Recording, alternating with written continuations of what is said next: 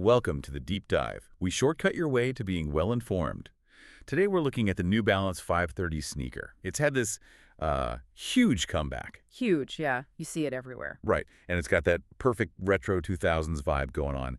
But the really interesting thing, the reason we're digging in, is the price. It's consistently like, what, 80 to 100 bucks? Exactly, which is, pretty accessible in today's sneaker world. So our mission today, unpack the sources. Why is this shoe at this price getting so much buzz? Because forget those super expensive status sneakers for a minute. The initial thing that jumps out is just, wow, this feels like a solid shoe for a fair price. Yeah, but lots of brands claim that, right? Good value.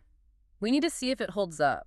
Our sources aren't just saying comfortable, they're using phrases like crazy good comfort, which, again, for $80, seems almost too good to be true. Like walking on clouds, but maybe actually real this time. Sort of, yeah. They're asking if the tech in an $80 shoe can genuinely compete with, much pricier trainers. Okay, so what is the tech? The sources seem pretty clear. It's that ABZ-ORB cushioning. Right, ABZORB. And for anyone listening who doesn't know, that's not just like a basic foam. It's New Balance's own thing. It's made to absorb the impact when you step down, but then it kind of disperses that energy, pushes back a bit.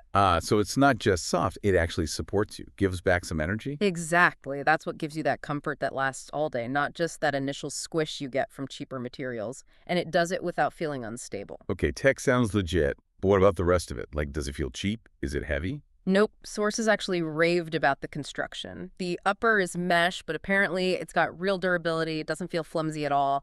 And yeah, lightweight. Super lightweight. One tester mentioned walking miles across campus every day and reported basically 0-foot fatigue, which says a lot, right? Good balance between that light top part and the stable cushion. And speaking of stability, there's also EVA foam in there with the ABZ-ORB.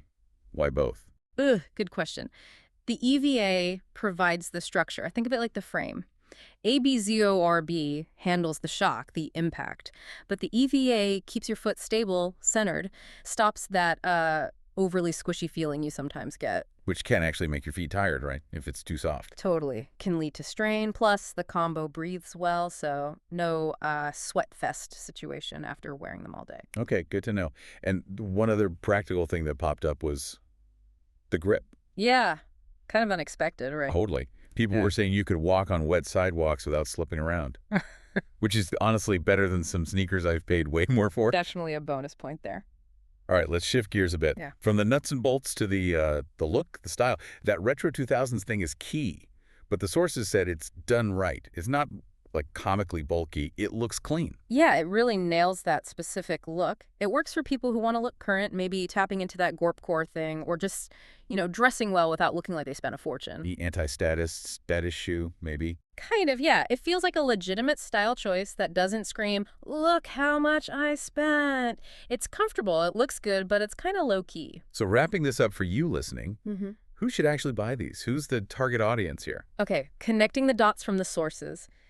It's ideal for anyone who just needs really comfortable shoes for daily life, and crucially, shoes that don't break the bank. So students walking miles. Definitely. People working on their feet all day, absolutely. Or, that friend you have who cares about looking good but just refuses to drop $200 plus on sneakers.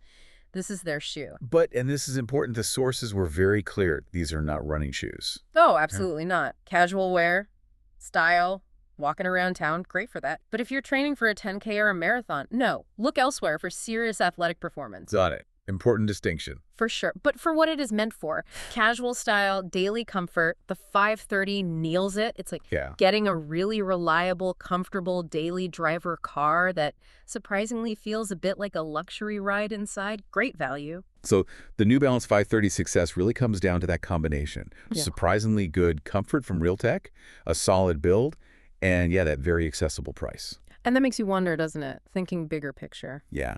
Does the success of the 530 nailing comfort and style at this, like $80 to $100 price point, right, does that maybe reset our expectations? Should we now demand this level as the minimum standard for any daily wear shoe going forward? Something to think about.